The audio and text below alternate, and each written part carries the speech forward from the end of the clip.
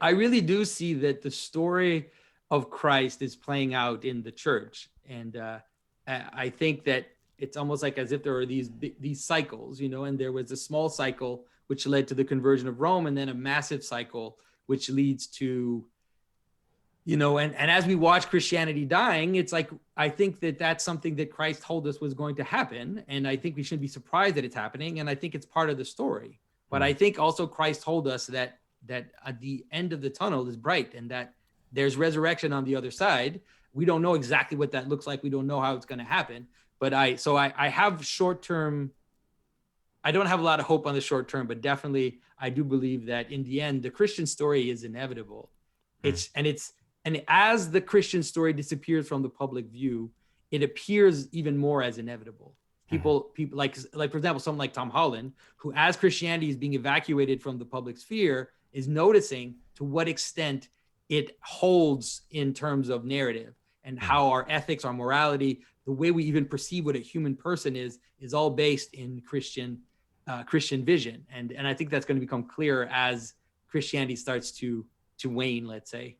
Right. As G.K. Chesterton said, the church has died many times, but we follow one who knows the way out of the grave. That's right, exactly. That's wonderful. Yeah. So you've mentioned the Christian story. Go on, give me the Christian. What is the Christian story? Obviously, you've got 90 seconds. Go. Well, the Christian story is that we were called to participate in the divine, that God loves us, and if atheists watching, they won't know what I'm talking about, but that the love of God is that which holds the world together.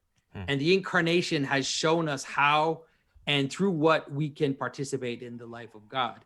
And so I think that's the Christian story, and we are called to reign with Christ, and to be like angels, to be principalities in the world. And that's what we see already happening with the lives of the saints. That's what we see when you meet a holy person, and they're like an axis, and you can see everybody kind of around them being influenced by just their prayer life. I hope everybody has at least met one person like that, where you can see someone transform reality around them through their love of God and their love of others. And I think that's it. Like, that's the Christian story, and that's what we're called to be, and to see the kingdom appear in the world. You've mentioned participating in God.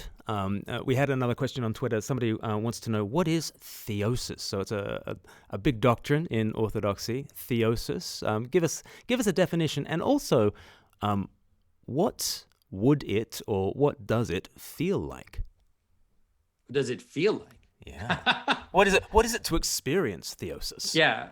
Well, I don't know. First define it first. I don't think that I've had, I think everybody has glimpses, or everybody has little moments. I don't think I've known anybody who has been glorified or has been illumined, let's say. But the theosis is the notion that the reason why God created everything is so that we could be united to him. And that's actually why God created the world. God created the world so that his creatures could be united to him in love and could participate in his life.